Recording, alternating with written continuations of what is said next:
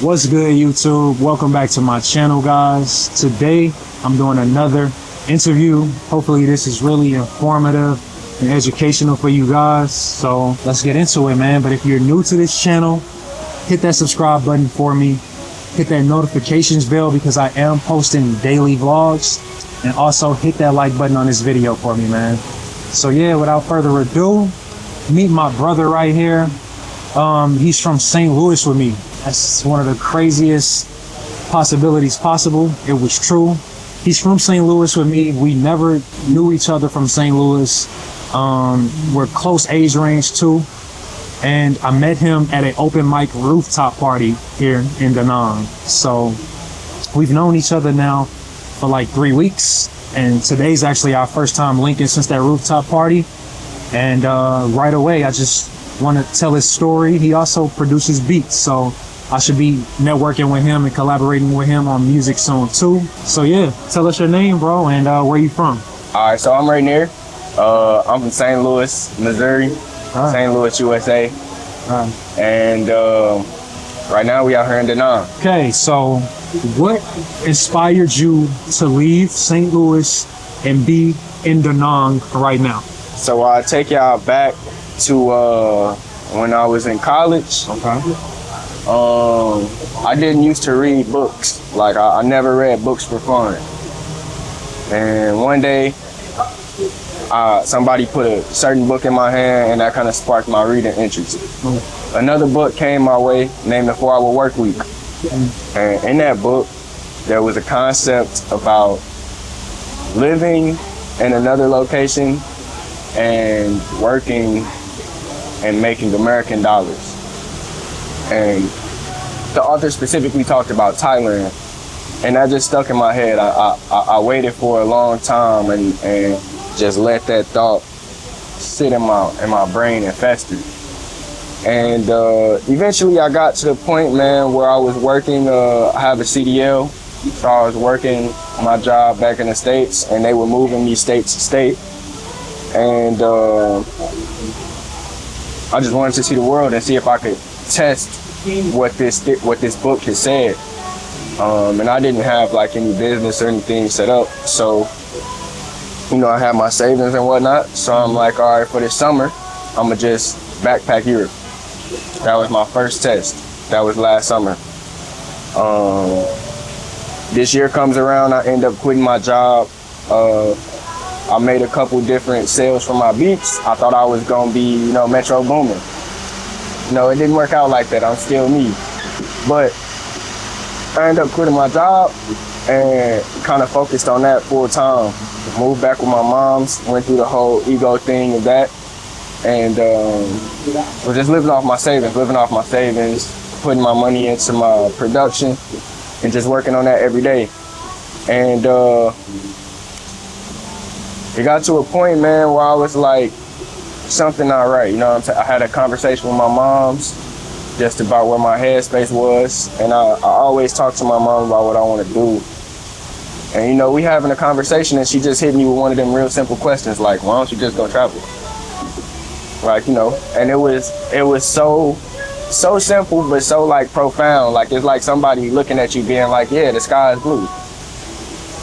And you can't do nothing but be like, you know what, you're right. So that sparked it. I had a couple other interest places, and that book came up again. So Thailand, a few other places I was looking at, but 2 days, I was about to book a flight to Brazil. I was about to book a flight to Brazil. I got the flight, everything pulled up, gonna put my credit card information in, and I don't know, something was like, you know, hop on YouTube right quick. So I'm on YouTube and a video of Da Nang pops up. Man, I wish I could say which creator it was, but I do not remember. But that person probably is still here today. Video of Da Nang pops up and it's like, whoa, this is crazy. So after watching that one video, I was like, that's where I'm gonna go. And that night I booked that flight. 2 days later, I was in Da Nang. So that's like the medium story of how I got here. Medium long story. Wow. So yeah, literally off a YouTube video, and it met all my criteria of what I would want to have in the city for where I want to live right now. Okay. Wow. So, now that you're here, can you give us some pros about Da Nang to you? Pros. No order. Okay. Food, the quality of food. The quality of food is so much, it's like pure, you know what I'm saying? So the quality of food, the price is amazing. I don't think there's anywhere this affordable in the world. Wow. The ability to live in a city that has a beach, like a beachfront city. I don't know if you heard this before, but I heard this city is called like the Miami of Asia. Yeah, I have. So yeah, you get real beachfront vibes. You also have the combination of being able to go into nature.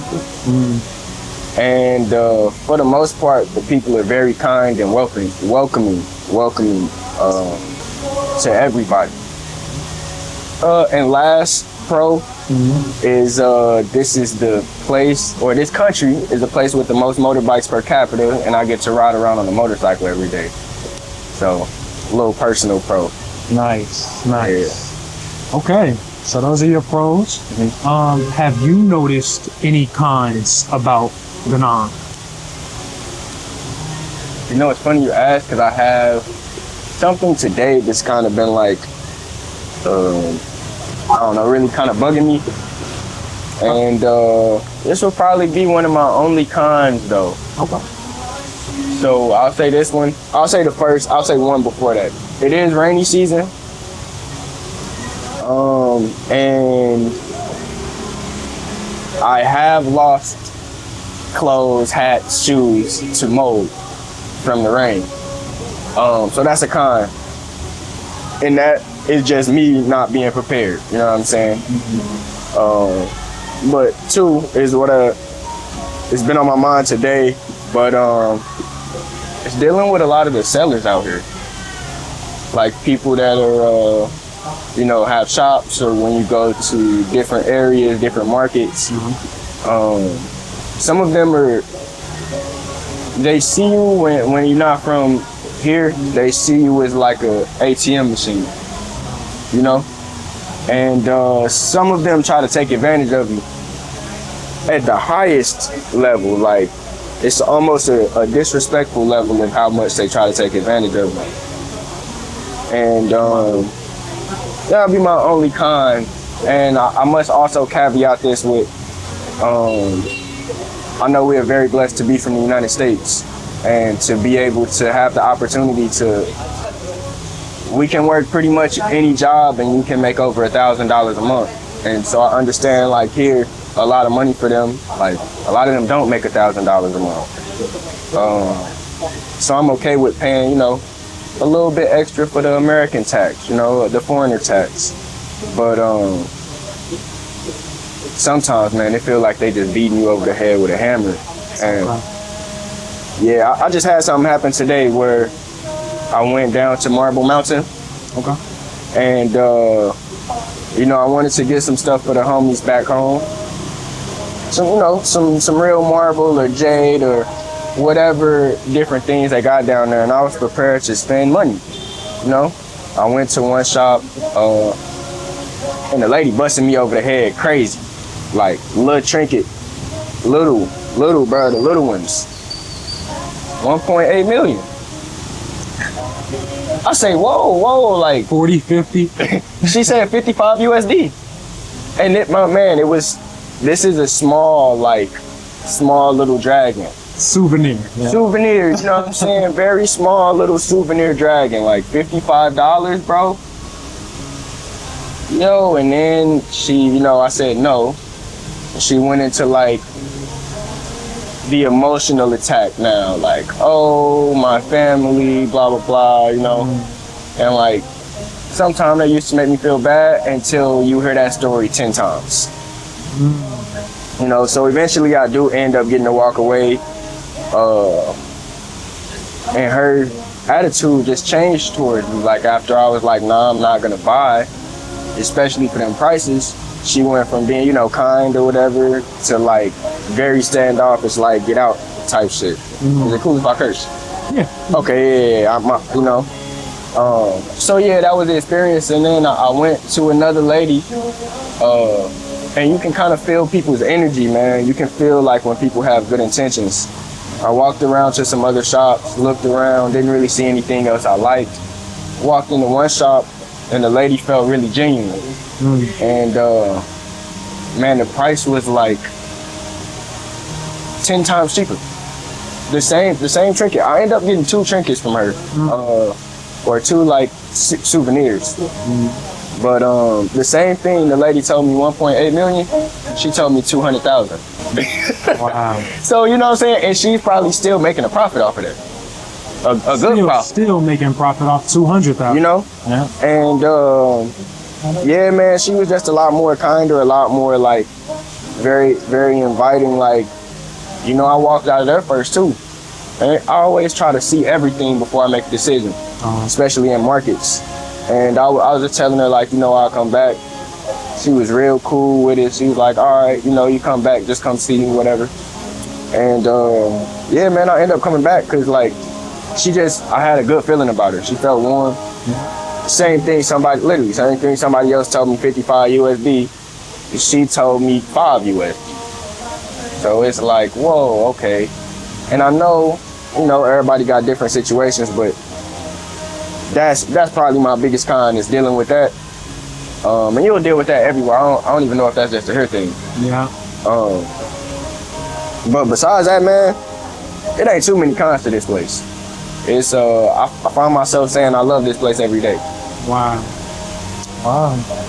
So, yeah, I guess you're saying that you basically have to watch prices twice as hard if you're a foreigner, because they will try to take advantage of you not knowing their real price. 100%. Okay. 100%. Okay. And you'll get got when you first get here because you won't know. Luckily, I've been here for about 3 months now, and I got local homies, I got, you know, foreign homies or homies that travel, and your local homies really hip you to the game. Like I said, the people here are very kind, warm, open. People that invite you to the crib to come eat, like, you know, first day. Just meet them outside or invite you to come play cards, you know what I'm saying? They can't really speak English, but that's how they get down, man. They very, very community based out here. Wow. So. All right. So there we go. Would you ever live in America permanently now that you've started to see the world? I probably have a different perspective than other people, but I think so. Okay. I still think that we have so many benefits of being American or being able to live in America. Okay. Would I do that right now? In the immediate future, probably not. And that answer is also subject to change as I grow as an adult, you know what I'm saying? I'm still very young, a very young adult. So yeah, I know we got our problems, but we have there are a lot of benefits we have being American and in America. Also, it's a lot of benefits we got here too. All right. So, how old are you, bro? And what are you creatively building that you want the audience to know about? Okay, so I'm 28 years old. My birthday was a few weeks ago. Happy birthday. I'm November 4th. All right, so I'm the 19th. Okay. Scorpio brothers from St. Louis. Okay. It's crazy. Yep. Yeah, we had this combo. Yeah, that's dope. Yeah, so I just turned 28. So you can do it at age 28, guys. Yeah, man. What are you pursuing? Right now, I'm actually in, like, I guess you could say I'm still pursuing my music. Okay. I just started a new kid website where I sell different production kits to producers. So I just dropped my first kit ever. It's called MIDI Madness, and that's on my website, which is thesounddepot.com.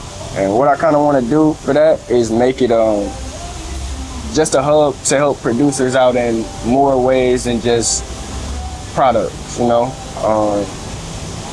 I kind of want to bring people along my journey of learning how to make money outside of signing a deal or outside of having to chase down artists, you know, to get your beats placed. And there's nothing wrong with that. I just want to show more avenues than, you know, kit sales and beats. Because when you look on YouTube, that's your only thing you see. And I think the music, the space we in as musicians or creators right now is wide open, man. You know, you got people, we just content creators, man, and content creators seem to have a lot more understanding if they have a wide range of things they can do to make money. And I want to bring that same thing to like production and music. Okay. All right. So yeah, my brother right here is a skilled, talented beat producer, and the info that he just gave you guys is linked down below in the description of this video. So go check him out. Go check him out, definitely, for sure. Yeah. And he's also proven that you can be traveling the world with, you know, savings at age 28. Yeah. And you can still build your income as you go. You don't have to have it fully covering everything. Yeah. So he's a testament to that approach for moving abroad. So, yeah, man. Your faith is it. Faith? Yeah. Your faith. If it's something you want to do, man, I say do it. Especially like if anybody watching is younger than me, older than me, whatever, and you in a place where you got something you want to do, you gotta just remember, man, you only get to live life once. So once you die, you know, I ain't never met nobody that died and came back besides Jesus, and I ain't get to meet him, but he wasn't here for too long when he came back. So I don't know how many other people will get that lucky opportunity, but I just always keep that in my mind that I only get one shot at this. Yes, sir. Win, lose, or draw, I'm gonna play the game. Yeah, I think the same way, man. I appreciate you for motivating all of us, inspiring all of us, and I will be staying tuned for what you do next. I look forward to collaborating with you, networking with you more. And yeah, you guys stay tuned to him too, man. I appreciate you coming on the show right here, bro. Thanks, dog. We gonna stay tuned. Yes, sir. Appreciate it.